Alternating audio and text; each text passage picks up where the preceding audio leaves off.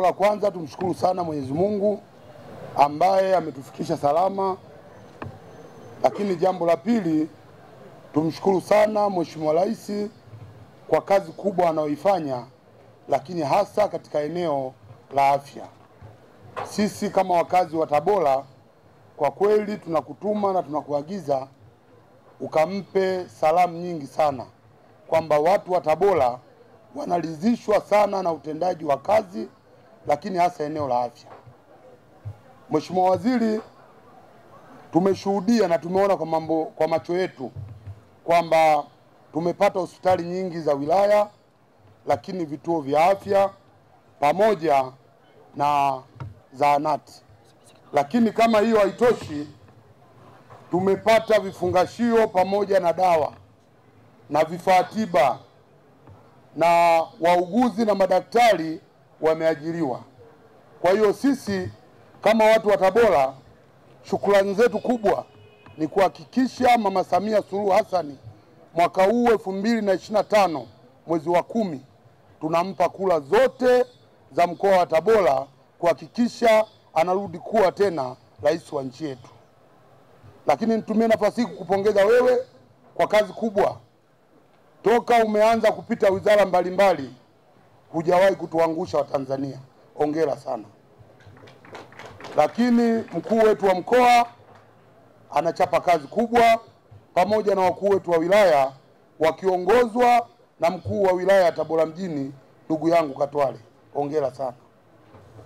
Lakini Mheshimiwa Waziri, takuwa mchoyo wa fadhila kama sikusema wasimamizi wakuu wanaosimamia wizara yako ya afya katika mkoa wetu wa Tabora, hasa Dr. Honorata pamoja na ma-DMO wote.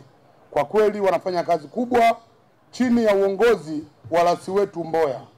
Hongereni sana, kazi mnaifanya. Hatuwezi tukasubiri mkaondoka ndio tukawasifia. Sisi kama daraja kati ya wananchi na serikali tunaridhishwa na utendaji wenu wa kazi. Pamoja na Chama cha Mapinduzi, kwa niaba ya Mheshimiwa mwenyekiti wa mkoa, chama kinaridhishwa na kazi zinaofanywa na serikali ya awamu ya 6 chini ya Mama Samia na viongozi wote. Baada ya salamu hizo, Mheshimiwa Waziri, nitakuwa na jambo moja na lenyewe ni ufafanuzi, sio kulaumu.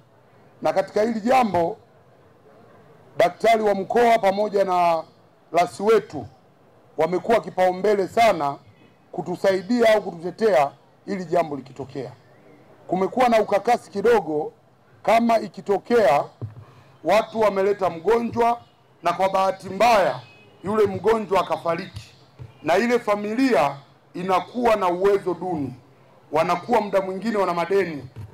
Sasa inakuwa paka upite wakati mtawala, paka umpigie dokta mkuu, na mara nyingi tumesikia bungeni wakisema na waziri wa afya kwamba akifariki mtu ikithibitishwa hana uwezo, ndugu wa marehemu wapewe mwili wao. Nilikuwa na kuomba tusikie kauli ya waziri, lakini tusikie kauli ya serikali.